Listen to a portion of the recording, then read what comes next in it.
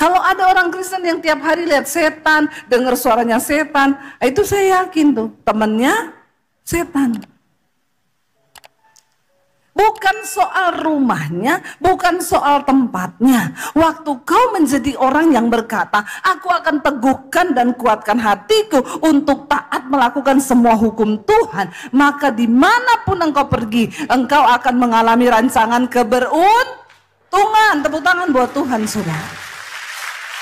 Ayo, hidupi firman Tuhan, nurut sama Tuhan, jangan menyimpang ke kanan atau ke kiri. Memang banyak tawaran dunia, saudara, yang rasanya ingin membuat kita ini menyimpang ke kanan atau ke kiri, melakukan ini atau itu. Ini kayaknya menggiurkan. Kalau aku ambil ini bisa dapat duit ini. Tapi kalau itu bukan dari Tuhan, kau tidak akan beruntung hidupmu, saudara. Mungkin hari ini kau dapat uang banyak, tapi tiba-tiba anakmu sakit. Kau dapat 500 juta, anakmu berobat 1 M, tombok. Tidak semua orang yang kelihatan berhasil itu beruntung. Tapi orang yang berjalan bersama Tuhan sudah pasti berhasil dan beruntung. Ya, karena ingat loh, ya berkat itu, ya orang itu kaya tidak semua dari Tuhan. Saya mau tanya, orang pergi ke Gunung Kawi bisa kaya nggak? Pengalaman pribadi ya? Kok jawabnya mantap sekali ya? Mungkin bisa maju ke sini bersaksi? Ya, orang ke Gunung Kawi bisa kaya, bisa. Setan bisa kasih kekayaan, tapi setan nggak bisa kasih keberuntungan. Ya, orang pinter itu, orang bodoh kalah sama orang pinter. Orang pinter kalah sama orang goblok. Orang bodoh itu kalah sama orang pinter. Orang yang pinter itu kalah sama orang hoki. Orang hoki itu orang yang beruntung, karena dia disertai Tuhan. Nah, yang pertama Tuhan bilang, teguhkan hatimu, kuatkan hati. Aku mau Tuhan, dalam nama Yesus, aku mau bertindak sesuai dengan firman yang tertulis dalam Alkitab. Aku gak mau melenceng ke kanan atau ke kiri, sebab aku percaya kalau aku berjalan bersama dengan Tuhan melakukan firman, maka rancangan keberuntungan dimanapun aku pergi dan berada, itu yang terjadi dalam hidupku. Yes. Yang kedua, ayat yang ke-8 tadi berkata apa? Coba kita baca bersama. Baca lagi, janganlah engkau lupa memperkatakan kitab Taurat ini, tetapi renungkanlah itu siang dan malam. Supaya apa? Engkau bertindak hati-hati sesuai dengan semua yang tertulis di dalamnya. Sebab dengan berbuat demikian apa? Semua perjalananmu itu akan berhasil dan engkau akan beruntung. Ayo Bapak Ibu, jangan malas membaca Alkitab, memperkatakan firman Tuhan, merenungkan itu siang dan malam. Kenapa kita harus sering memperkatakan firman? Supaya kita ingat. Kalau kita nggak memperkatakan, maka kita mudah lupa. Tapi kalau kita perkatakan, maka kita pasti ingat. Khotbah itu biar saudara dengar beberapa kali. Ada orang yang ngomong sama saya, Bu, saya tuh dengerin khotbah ibu ya, itu sehari kayak orang minum obat loh, 3-4 kali. Kadang khotbahnya satu itu tok saya dengar 4 kali, tapi yang saya dapat tuh beda-beda loh, Bu. Saudara, firman Tuhan itu selalu baru. Waktu kita dengar firman, kita coba renungkan, kita perkatakan firman itu, maka firman itu akan berkuasa menuntun langkah hidup kita. Contoh, waktu kau sudah mau marah, mau emosi, kau perkatakan pada dirimu, firman Tuhan berkata, jangan marah, tinggalkanlah panas hati itu, karena amarah mengerjakan sesuatu yang tidak berkenan kepada Tuhan. Dengar ya, saya tidak boleh marah, karena kalau saya marah, berarti saya ini melanggar firman Tuhan. Ya kayak orang kalau ikut setan itu kan ada mantra-mantra. Saya kemarin ketemu sama satu orang bupati, dia cerita sebelum dia terima Tuhan Yesus. Mantranya banyak, setiap kali pergi ke daerah mana, ada dukun yang paling top, dia ke situ berguru. Nanti temannya cerita, oh di sini ada yang top, dia pergi lagi ke daerah itu sampai banyak. Akhirnya pusing sendiri karena tiap hari mau keluar rumah dia harus baca mantra. Satu-satu mantra untuk ini, mantra untuk ini, bikin cewek-cewek tertarik, bikin ini, dibaca semua saudara. Kalau salah baca yang tertarik cowok bukan cewek. Banyak boti sekarang. Ya, jadi ribet. Lalu dia bilang, ibu sudah semua saya baca ini mantra bu. Apa yang terjadi? Nggak ada damai sejahtera. Saya tuh kayak dikejar-kejar. Ini panas, nggak rasa aman, semakin tidak tentram. Padahal dia berguru ke banyak guru. Tapi nggak tenang hidupnya. Itu bedanya orang yang disertai Tuhan. Kalau kita berhasil dalam Tuhan, beruntung hidup kita penuh damai sejahtera. Itu bedanya Tuhan dan dunia saudara. Makanya dikatakan, ayo perkatakan kita Taurat ini setiap hari siang dan malam supaya kita bertindak hati-hati. Tapi ada orang bilang susah melakukan firman. Coba kita lihat Ulangan 30 saudara. Siapa yang bilang susah untuk melakukan firman? Baca bersama Ulangan 30. Kita lihat ayat yang ke-11 sampai ayat 16. Baca bersama saudara, 1, 2, 3. Sebab perintah ini yang kusampaikan kepadamu pada hari ini tidaklah terlalu sukar bagimu dan tidak terlalu jauh. Perkatakan dulu, melakukan firman Tuhan itu tidak sukar. Jangan bilang susah. Melakukan firman itu susah. Kalau Tuhan tahu susah, Tuhan tidak akan kasih kita perintah itu saudara. Melakukan firman Tuhan itu gampang dan sangat mudah, asal kau menetapkan hatimu dulu untuk bertobat. Amin. Dikatakan di situ, firman Tuhan, sebab perintah yang kusampaikan padamu pada hari ini tidaklah terlalu sukar bagimu dan tidak pula terlalu jauh. Ayat yang berikutnya berkata di sana apa? Tidak di langit tempatnya sehingga engkau berkata, siapakah yang akan naik ke langit untuk mengambilnya bagi kita dan memperdengarkannya kepada kita supaya kita melakukannya. Firman itu dekat, tidak di atas langit sana yang tidak engkau bisa jangkau. Firman itu dekat. Alkitab itu loh yang ada di tanganmu hari ini, itu perintah Tuhan. Amin.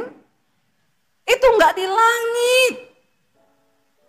Itu gampang sekali ketika saudara mau, tinggal ambil, baca, aku mau melakukannya Tuhan.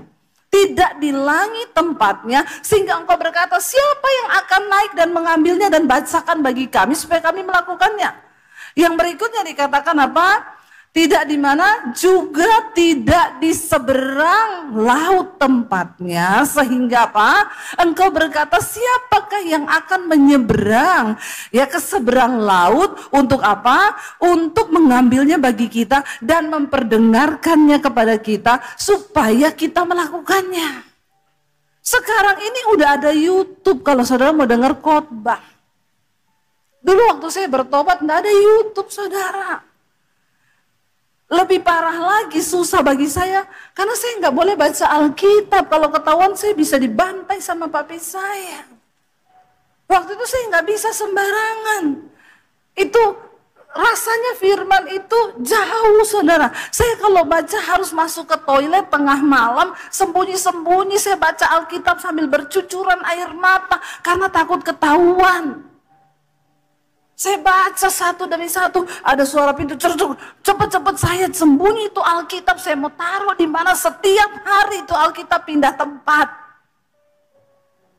Tapi waktu saya baca, saya renungkan dan saya taruh di hati, firman itu berbuah dan melakukan sesuatu yang mujizat ajaib dalam hidup saya. Hidup saya diubahkan. Bahkan sampai hari ini saya melihat Tuhan membuat perjalananku berhasil dan beruntung. Dan itu semua karena firman Tuhan yang berkuasa. Tidak jauh dari hidup kita. Engkau orang Kristen hari ini nggak susah. Tinggal buka YouTube, dengar khotbah, tinggal pilih di sana. Ya, ada channelnya GSJS, ada channelnya Debbie Basir TV. Jangan lupa subscribe. Dan share juga. Saudara tinggal ambil buku Alkitab, saudara baca itu firman. Tapi ya itu masalahnya, bagaimana mungkin membaca saja aku sulit. Kita ini enggak mau dengar, kita enggak mau pahami, kita enggak mau mengerti, kita enggak mau ikuti, kita enggak mau lakukan. Tidak jauh saudara, tidak di seberang laut sehingga engkau berkata siapa yang mau menyeberang untuk ambilkan itu dan bacakan bagi kami supaya kami bisa lakukan. Lalu ayat yang berikutnya dikatakan apa di sana?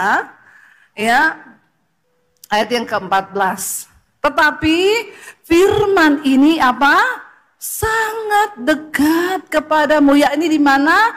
Di dalam mulutmu dan di dalam hatimu untuk apa? Dilakukan. Karena firman Tuhan berkata, Allah itu berkata begini, sesungguhnya Allah itu menuliskan hukum-hukumnya di dalam hati manusia. Jadi sebenarnya dalam hati kita itu sudah ada hukum Tuhan. Saudara nggak usah tanya mencuri itu dosa atau tidak. Hatimu menjawab itu dosa. Kau berantem dengan istri, nggak omongan, sebenarnya hatimu ngomong itu dosa. Kau tahu mana hukum Tuhan yang benar, kau tahu mana yang bukan hukum Tuhan. Kenapa? Karena firman itu sudah ditulis Tuhan di dalam lubuk hati manusia. Karena itu mau penjahat sejahat apapun, kalau ditanya bunuh itu dosa nggak? Dia bilang dosa. Mencuri itu dosa nggak? Dosa. Dia tahu, semua manusia tahu mana hukum Tuhan, mana kebenaran, mana dosa. Tidak jauh firman itu ada di dalam hatimu dan ada di mulutmu untuk kau lakukan. Pertanyaannya kita mau nggak menjadi pelaku firman? Kalau dibilang jangan kepahitan, ya jangan kepahitan. Kalau dibilang ya jangan marah, ya jangan marah. Kalau dibilang jangan selingkuh, ya jangan selingkuh. Kalau dibilang jangan jadi homo, ya jangan homo. Kalau dibilang jangan lesbi, ya jangan lesbi. Kalau dibilang jangan kepahitan, ya jangan kepahitan. Jangan pelit, ya jangan pelit. Amin. Tapi sulit bagi orang-orang ini melakukan ini, sulit. Kenapa? Karena kedagingan kita, memang daging ini tidak mungkin berkenan kepada Tuhan. Daging ini nggak suka kalau kita melakukan hukum Tuhan. Makanya Rasul Paulus berkata, karena itu aku melatih tubuhku dan menguasainya seluruhnya. Supaya jangan setelah aku memberitakan Injil, aku ditolak sama Tuhan. Sekelas Rasul Paulus takut loh ditolak sama Tuhan. Bagaimana dengan saudara dan saya? Pede bu, pasti masuk surga. Nah itu lain cerita lagi. Ya, mari saudara kita berusaha. Lalu ayat yang berikutnya dikatakan apa? Ayat yang ke-15. Ingatlah, aku menghadapkan kepadamu apa? Aku menghadapkan kepadamu pada hari ini. Apa? Kehidupan dan keberuntungan, kematian dan kecelakaan. Cuma dua jalan. Kalau kita mau melakukan firman Tuhan, ya di depan kita ada kehidupan dan keberuntungan. Bukankah ini semua yang kita harapkan terjadi di hidup kita yang pendek ini? Alkitab bilang 70 tahun. Kalau kuat 80-90, tapi kebanggaannya sakit penyakit. Ya, sebaliknya kalau kau tidak taat, maka di depanmu yang diperhadapkan adalah kematian dan kecelakaan. Dan itu bukan rancangan Tuhan, bukan hidup kita, itu pilihan yang kita buat. Lalu ayat yang terakhir, ayat 16 berkata apa? Karena pada hari ini aku memerintahkan kepadamu, cuma ini loh perintahnya, baca sama-sama 1, 2, 3. Untuk mengasihi Tuhan Allahmu dengan hidup menurut jalan yang ditunjukkannya dan berpegang pada perintah, ketetapan dan peraturannya, supaya apa? Engkau hidup dan bertambah banyak dan diberkati oleh Tuhan Allahmu di negeri kemana engkau masuk dan mendudukinya. Cuma itu permintaan Tuhan. Pada hari ini, ayo kasihi Tuhan Allahmu dengan cara apa? Hidup menurut jalan yang diperintahkan dan berpegang kepada segala perintah, ketetapan dan peraturan yang sudah Tuhan buat. Untuk apa kita jadi Kristen kalau kita nggak berpegang pada firman Tuhan? Kalau kita tidak melakukan perintahnya, maka percuma. Udah dibilang jangan musuhan, sesama ipar, berdamai. Tetap aja musuhan. Kepahitan sama ipar, sama mertua kepahitan, sama mantu kepahitan. Hidup yang seperti apa yang mau Tuhan berkati dari hidup kita ini? Kita belajar Bapak Ibu untuk terus ya melangkah bersama dengan Tuhan. Yuk, hidup ini singkat. Kita nggak tahu hidup ini ke depan mau seperti apa. Tapi yuk setidaknya apa yang Tuhan suruh lakukan, amin. Lalu saya pengen kita baca yuk. Apalagi yang bisa menghalangi kita mengalami keberuntungan? Amsal 28 ayat 13, baca sama-sama. Amsal 28 ayat 13, 1, 2, 3. Siapa menyembunyikan pelanggarannya tidak akan beruntung, tetapi siapa mengakuinya dan meninggalkannya akan disayangi. Amin. Kalau orang itu menyembunyikan dosa, hidupnya tidak mungkin beruntung. Biar engkau mau putar kepala jadi kaki, kaki jadi kepala, siang jadi malam, malam jadi siang. Kalau ada dosa yang kau tutupi dan kau sembunyikan, maka hidupmu tidak akan beruntung Bapak Ibu. Tidak ada damai sejahtera di dalam hidupmu. Barang siapa yang menyembunyikan pelanggarannya tidak akan beruntung. Ini yang ngomong firman Tuhan, bukan saya. Jadi hari ini yang masih tutup-tutupi dosa, saya mau bilang bertobat. Kemarin di Jakarta ketangkap 56 orang.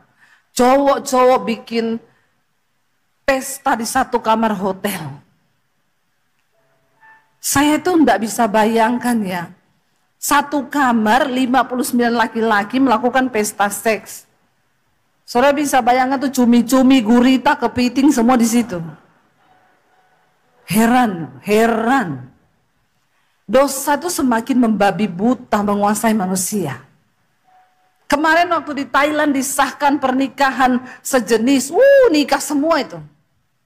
Saya berdoa di tempat ini. Jangan ada boti-boti loh. Jangan ada homo. Kalau kau tahu kau punya kekurangan itu, datang di kaki Tuhan berdoa. Jangan malah diumbar hawa nafsu itu. Yang saya kaget waktu saya lihat videonya itu beredar. Itu mereka tampangnya bukan tampang-tampang tulang lunak loh. Itu kayaknya semua tulang-tulang ayam kampung ya kemarin tuh. Maksudnya gagah, berotot gitu, nggak ada kelihatan cowok-cowok banci atau apa. Dan bahkan benar setelah diberita, ada yang udah menikah, punya istri, punya anak 2. Tapi mereka hidup di dalam dosa seperti itu dan tidak merasa tertuduh. Ini memang Sodom dan Gomora ini mau terjadi. Kita nih harus bertobat. Supaya kita bisa berdoa bagi bangsa ini loh saudara. Kenapa itu bisa terus terjadi? Kau tidak bisa menguasai dagingmu. Rasul Paulus bilang latih tubuhmu, dekatkan dirimu dengan Tuhan. Ibadah, puasa biar dagingmu itu mati ya men. Nah ini daging dipupuk.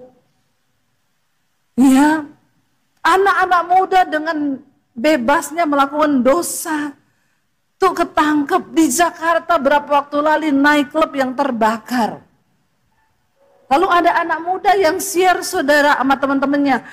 Guys, ngeri ya. Waktu lihat mereka punya video itu teriak, gila gua mau mati, gila ini asap semua, gua mau mati, gak ada yang ingat Tuhan. Lalu anak muda itu bahas di satu grup mereka orang-orang Kristen. Lalu dia tanya, terus apa hikmahnya nih dari semua yang sudah kita lihat ini? Temennya ngomong, hikmahnya guys kalau kita mau dugem, pilih dugem yang agak baru.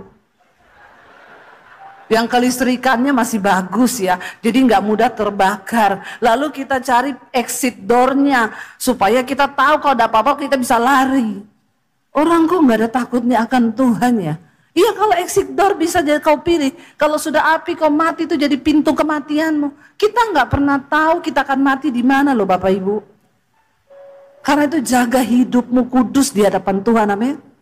Kalau mereka tahu malam itu mereka akan mati di night club itu, apakah mereka akan pergi ke sana?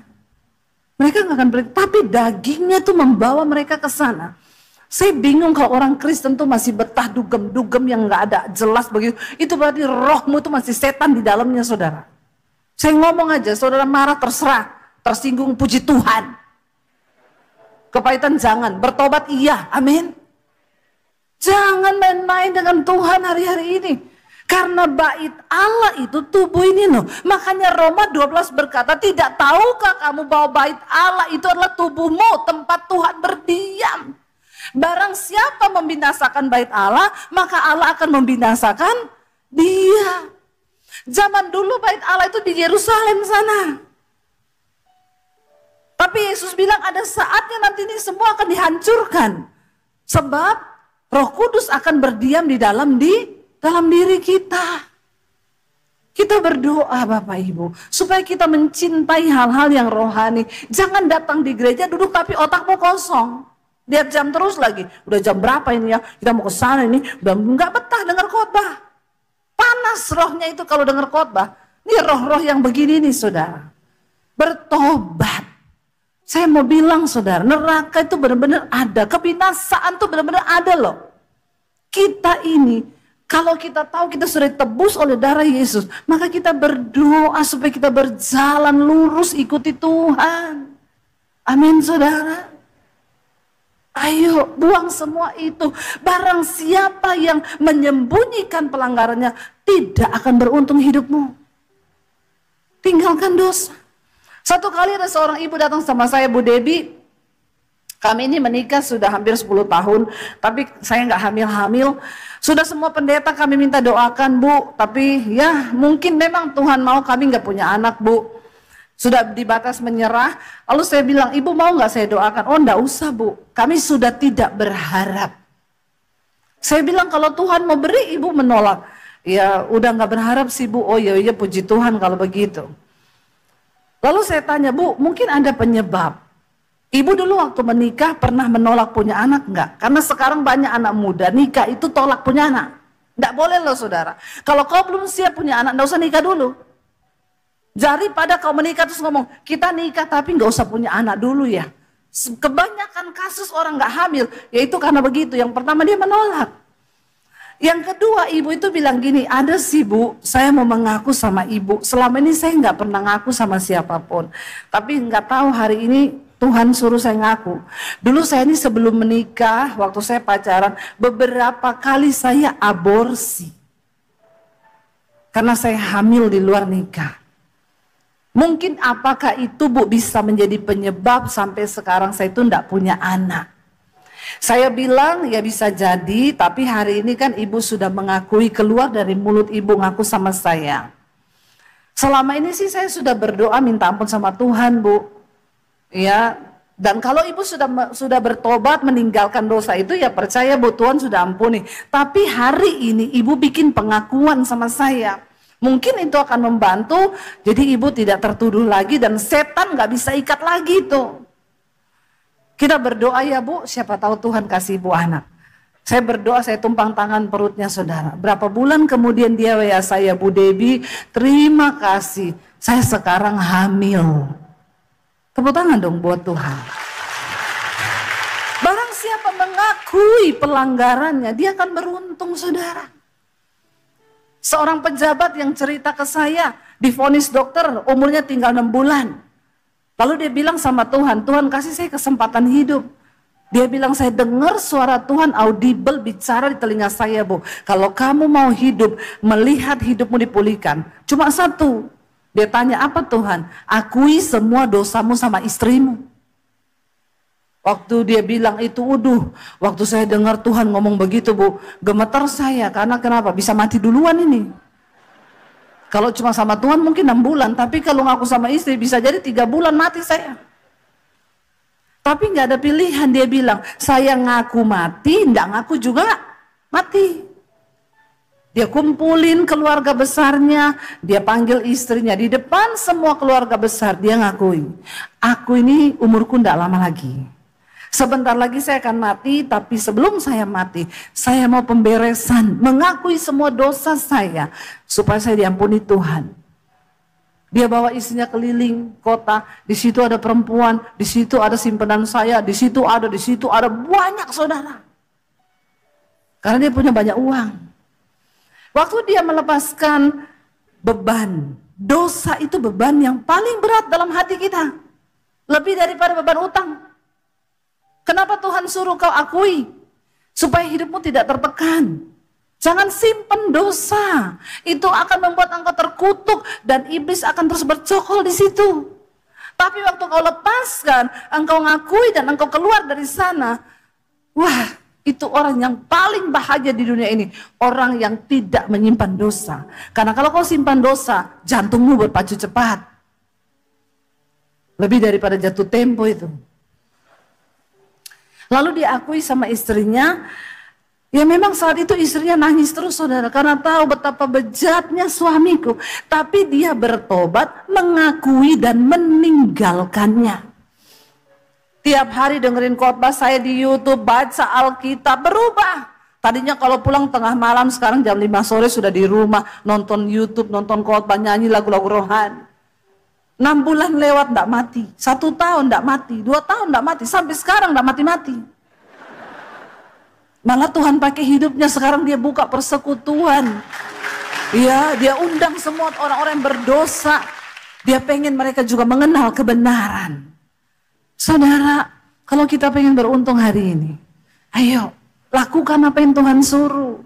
Saya bukan cuma ngomong, tapi saya juga mengalami apa yang firman Tuhan katakan itu.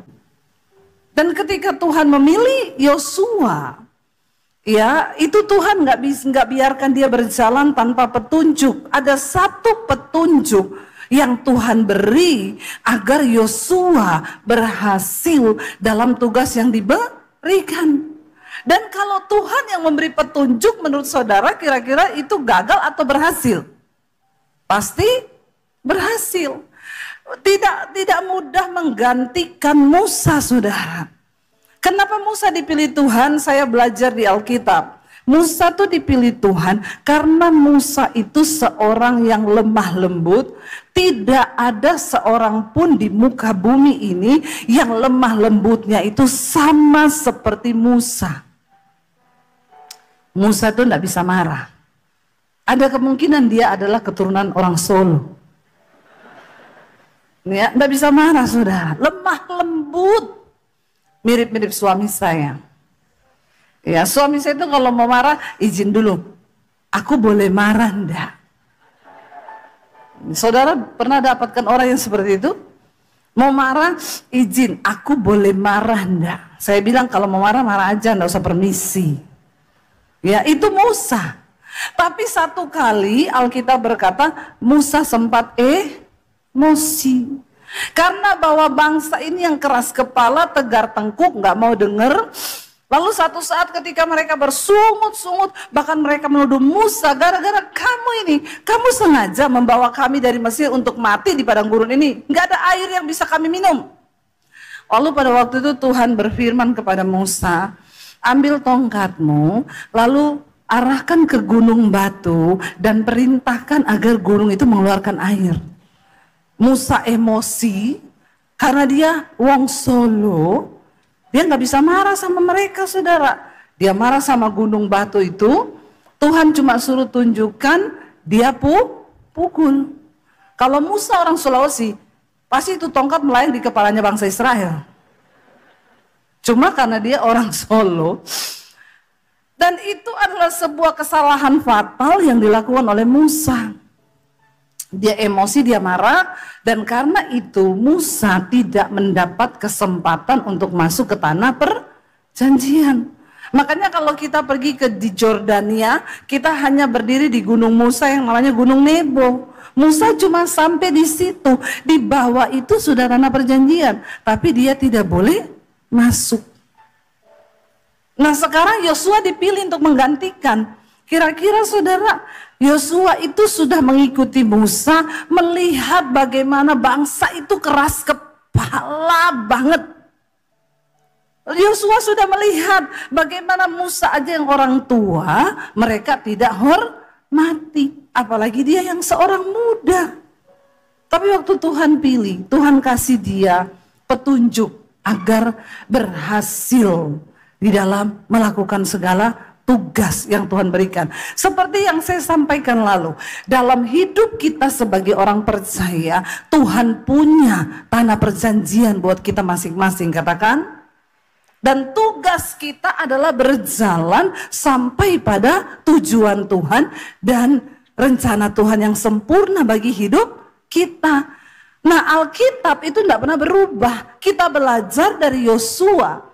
Pada akhirnya kita tahu bersama Yosua berhasil membawa bangsa itu sampai ke tanah perjanjian.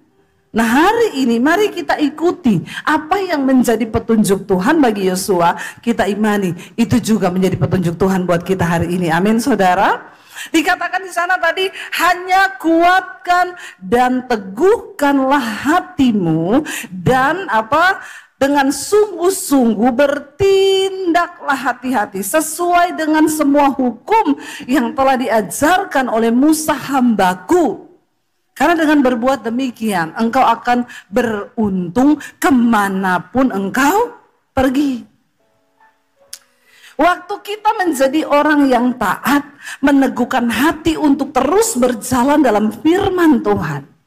Ayat ini berkata, kemanapun kita pergi, kita ini menjadi orang yang beruntung. Bukan soal tempatnya saudara. Ada orang yang bilang, mungkin saya nggak cocok di sini ya ibu ya. Nggak, waktu kau menjadi orang yang melakukan firman Tuhan, dimanapun kau pergi, engkau menjadi orang yang beruntung. Jadi bukan soal rumahmu tusuk sate, amin. Ada orang-orang yang nggak percaya loh, itu karena rumahnya tusuk sate. Saya selalu bilang ini saudara, kalau beli rumah itu cari yang tusuk sate, apalagi yang banyak setan. Itu pasti murah. Iya. Waktu saya mau beli rumah saya di Jakarta, saya tanya beberapa bank, saya mau ambil KPR, rumahnya di sini. Bank survei, enggak bisa bu, kenapa?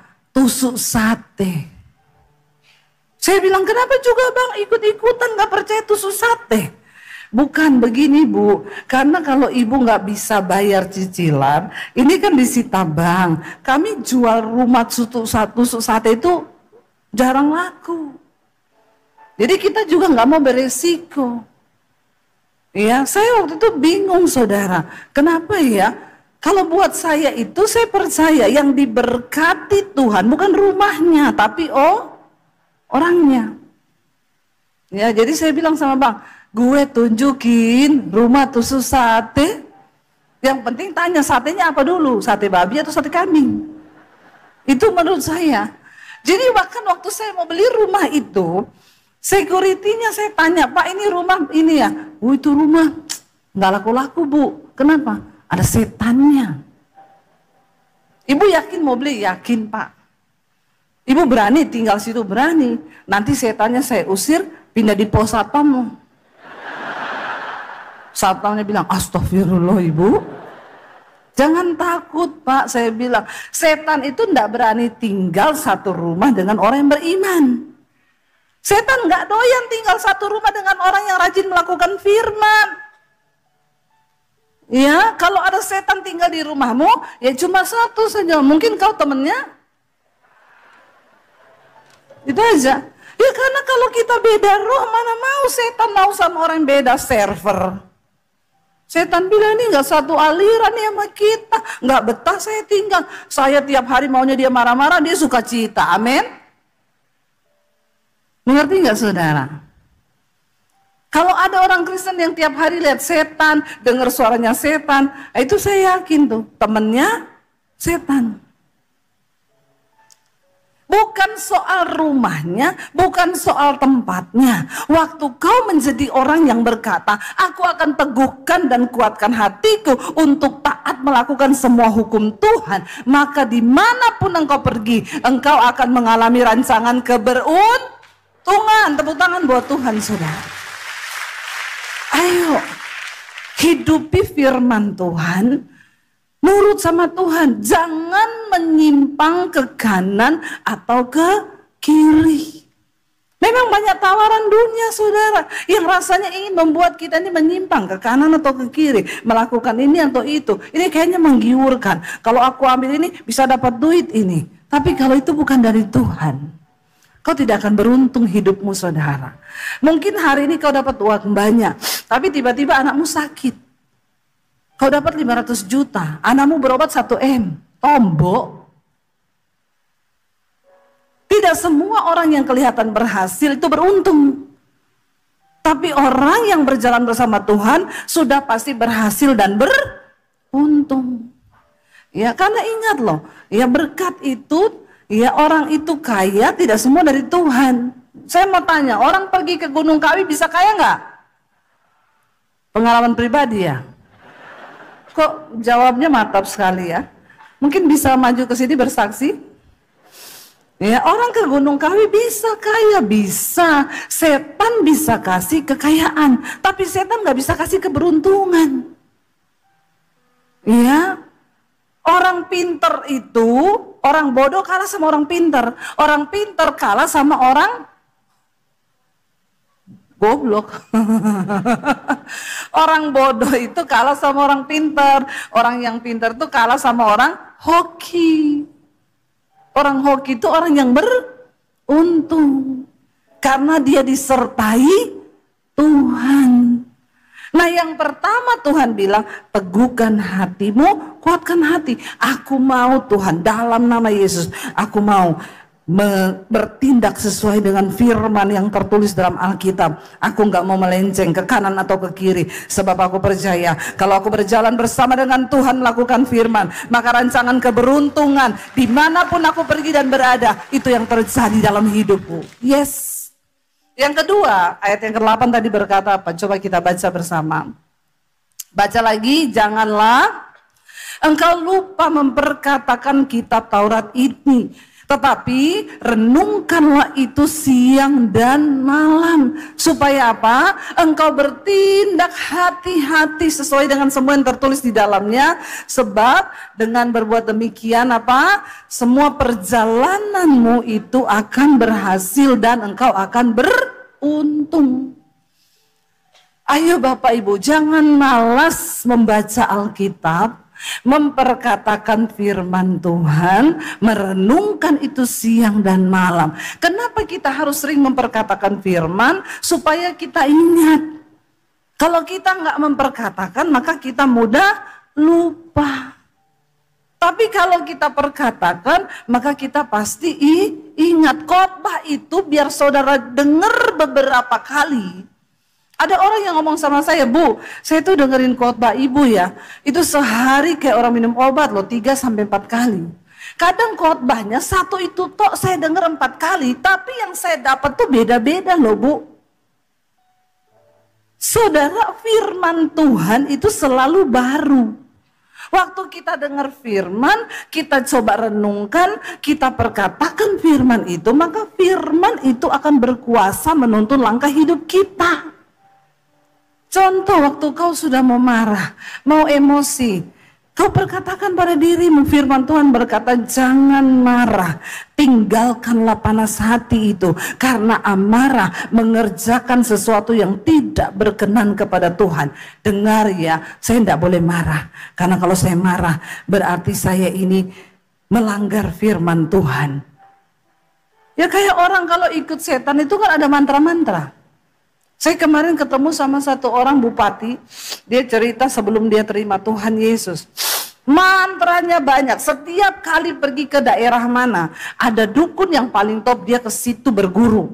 Nanti temannya cerita, oh di sini ada yang top, dia pergi lagi ke daerah itu, sampai banyak. Akhirnya pusing sendiri, karena tiap hari mau keluar rumah dia harus baca mantra.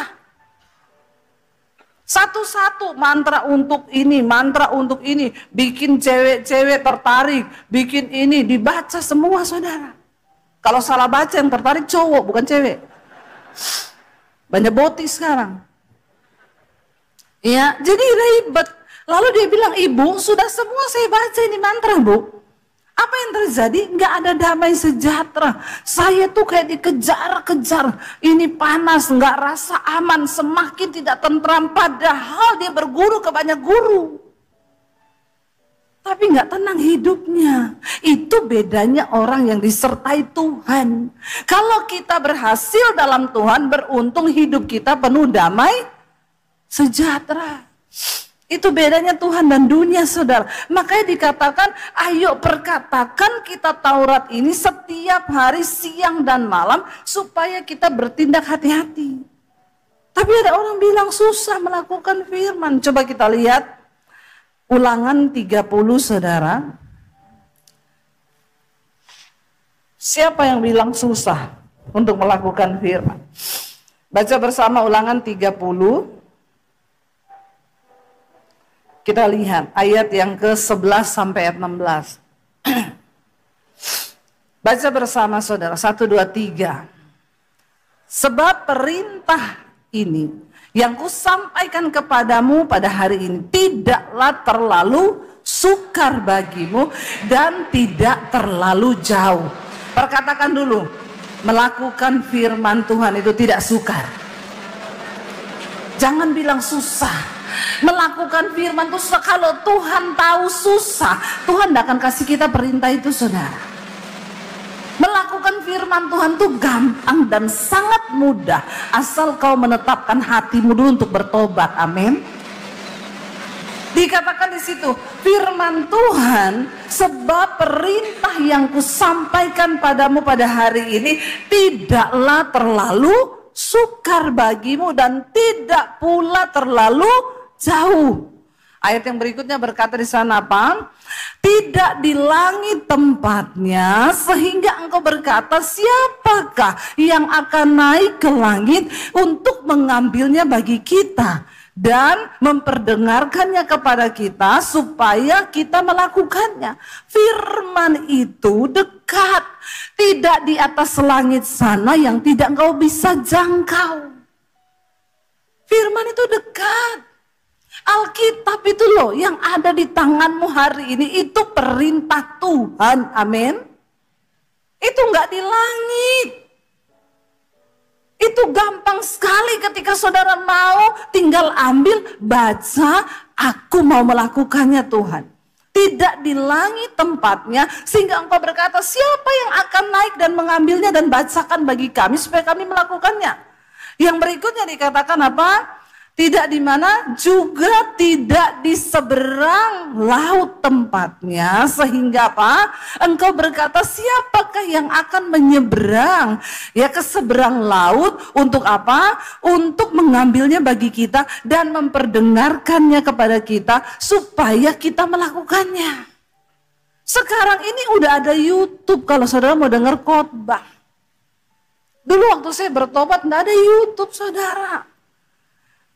Lebih parah lagi, susah bagi saya karena saya nggak boleh baca Alkitab. Kalau ketahuan saya bisa dibantai sama papi saya. Waktu itu saya nggak bisa sembarangan. Itu rasanya firman itu jauh saudara. Saya kalau baca harus masuk ke toilet tengah malam, sembunyi-sembunyi saya baca Alkitab sambil bercucuran air mata karena takut ketahuan. Saya baca satu demi satu, ada suara pintu cerduk, cepat-cepat saya sembunyi itu Alkitab, saya mau taruh di mana setiap hari itu Alkitab pindah tempat. Tapi waktu saya baca, saya renungkan dan saya taruh di hati, firman itu berbuah dan melakukan sesuatu yang mujizat ajaib dalam hidup saya diubahkan. Bahkan sampai hari ini saya melihat Tuhan membuat perjalananku berhasil dan beruntung, dan itu semua karena firman Tuhan yang berkuasa. Tidak jauh dari hidup kita. Engkau orang Kristen hari ini nggak susah, tinggal buka YouTube, dengar khotbah, tinggal pilih di sana.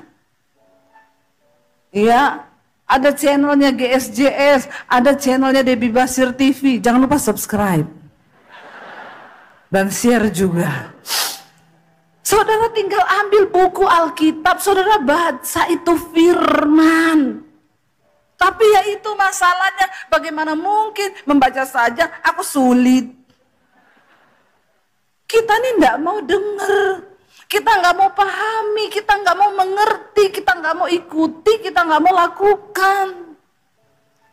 Tidak jauh saudara, tidak di seberang laut sehingga engkau berkata siapa yang mau menyeberang untuk ambilkan itu dan bacakan bagi kami supaya kami bisa lakukan. Lalu ayat yang berikutnya dikatakan apa di sana? Ya, ayat yang ke-14. Tetapi firman ini apa? Sangat dekat kepadamu. Ya, ini di mana? Di dalam mulutmu dan di dalam hatimu untuk apa? Dilakukan. Karena firman Tuhan berkata, Allah itu berkata begini, sesungguhnya Allah itu menuliskan hukum-hukumnya di dalam hati manusia. Jadi sebenarnya dalam hati kita itu sudah ada hukum Tuhan.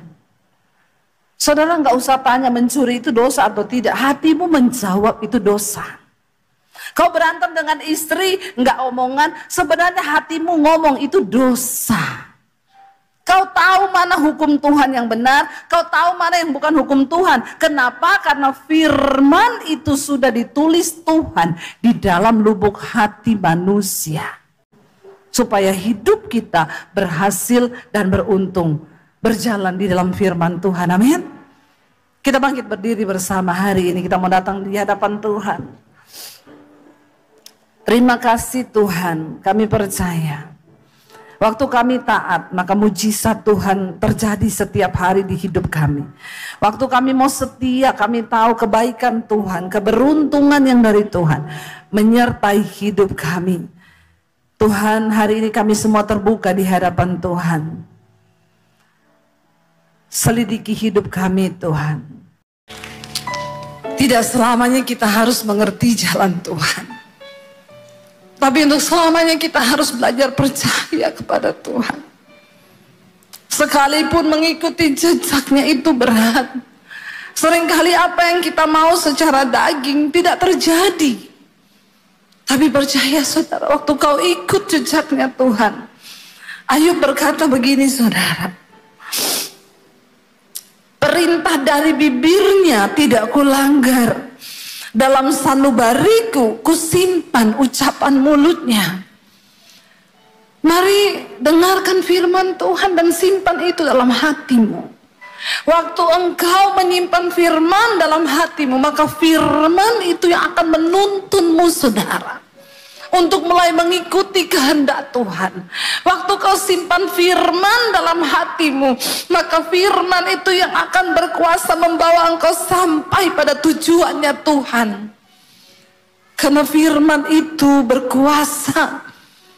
Dan firman itu dikatakan akan mengerjakan setiap apa yang disuruhkan Allah untuk terjadi dalam hidup kita. Bahkan Ayub berkata begini, tetapi Tuhan itu tidak pernah berubah. Siapa dapat menghalangi Tuhan? Perhatikan saudara, kalau hari ini engkau belum mencapai satu tujuan di hidupmu, jangan salahkan orang lain. Jangan pernah salahkan gara-gara dia ini, saya nggak bisa dapat ini. Jangan pernah salahkan nih gara-gara dia ini, sampai saya hari ini harus begini. Waktu Tuhan yang menentukan untuk engkau dapat mencapai sesuatu, maka dikatakan tidak ada yang bisa menghalangi Tuhan. Tidak ada yang dapat menghalangi kuasa Tuhan yang besar untuk membawa engkau digenapi janji itu dalam hidupmu. Gak ada. Tidak ada satu manusia yang berkuasa pun, saudara, yang dapat menghalangi jalan Tuhan atas hidupmu. Bagian kita cuma duduk di kaki Tuhan dan belajar percaya. Ajar kami memahami Tuhan, apa maksudmu dari setiap ujian ini. Waktu kau tahu bahwa ayat ini berkata, siapa dapat menghalangi Tuhan? Karena itu saya selalu belajar untuk menerima bahwa kenyataan apapun yang kita hadapi hari ini itu seizin Tuhan. Dia tidak pernah terlalu cepat. Tuhan gak pernah buru-buru, saudara. Walaupun kita udah gebelet banget pengen dapetin itu, tapi Tuhan bilang tunggu. Kalau aku belum berkata, itu gak akan terjadi. Waktu kita mengerti cara Tuhan ini, kita nggak mudah menyalahkan orang lain gara-gara dia itu. Sampai saya nggak bisa begini, gara-gara dia itu. Stop. Karena Tuhan, kalau dia sudah menetapkan sesuatu, ayat ini berkata, tidak ada satu pun yang dapat menghalangi Tuhan. Tidak ada satu kuasa pun yang dapat menghalangi kehendak Tuhan terjadi. Apa yang dikehendakinya, perhatikan. Ayat ini berkata begini, saudara. Baca bersama. Apa yang dikehendakinya dilaksanakan juga. Karena apa? Ia akan menyelesaikan apa yang ditetapkan atasku, dan banyak lagi hal yang serupa yang dimaksudkannya. Tuhan akan melaksanakan ketetapannya atas hidup kita. Hari ini bagian kita berkata, Tuhan, tuntun aku berjalan di dalam jejak-Mu. Hari ini banyak hal yang tidak kami mengerti. Waktu-waktu ke depan mungkin masa yang suram, kekelaman. Tapi waktu Engkau datang dan berkata pada Tuhan, aku mau Tuhan ajar kami memahami semua rencana-Mu atas hidup kami. Maka dia Tuhan yang turut bekerja mendatangkan kebaikan atas hidup kita. Bangkit berdiri bersama, saudara. Mari tutup mata dalam hadirat Tuhan, saudara. Hari ini tidak ada seorang pun yang tahu hidup kita masing-masing. Tapi Tuhan tahu. Dan dia sangat mengerti. Mungkin engkau berkata, Tuhan, aku mau lepas dari ikatan dosa ini, tapi aku tidak mampu, Tuhan. Hari ini ketika engkau berkata, aku mau teguhkan dan kuatkan hatiku, Tuhan. Aku mau melangkah masuk mengejar perkenanan Tuhan itu. Aku mau Tuhan lepaskan aku dari setiap ikatan dosa. Sebab orang yang mengakui dosanya dan meninggalkannya akan disayangi oleh Tuhan. Biar hari ini kita semua datang merendahkan diri di hadapan Tuhan, saudara. Bilang, Tuhan, kami mau menyerahkan hidup kami sungguh-sungguh ke dalam tangan Tuhan. Karena Tuhan, Dia menginginkan persembahan yang terbaik, yaitu hidup yang kudus, yang berkenan, yang sempurna kepada Allah. Biar hari ini engkau berhubungan secara pribadi kepada Tuhan, saudara. Pribadi lepas pribadi. Terbuka di hadapan Tuhan hari ini. Kalau engkau berkata ada kepahitan di hatiku, Tuhan, dan aku mau melepaskan itu tapi berat. Namun hari ini aku mau belajar dari kasih Kristus yang menerimaku apa adanya. Kalau hari ini engkau berkata kau mau lepas dari rokok, dari pornografi, dari percabulan, dari kenajisan, bilang sama Tuhan hari ini, aku mau Tuhan, aku mau Tuhan. Sebab engkau sudah terlebih dulu mengasihi kami. Kami mau Tuhan, kami mau Yesus, untuk hidup menyenangkan engkau di hari-hari ini. Sebelum terlambat hari itu tiba, Kami mau mempersembahkan hidup kepada Tuhan. Ini hidup kami Tuhan. Kami datang mempersembahkan hidup kami. Kami sembah Engkau Tuhan. Kami sembah Engkau Tuhan. Engkau yang berdaulat Tuhan atas hidup kami.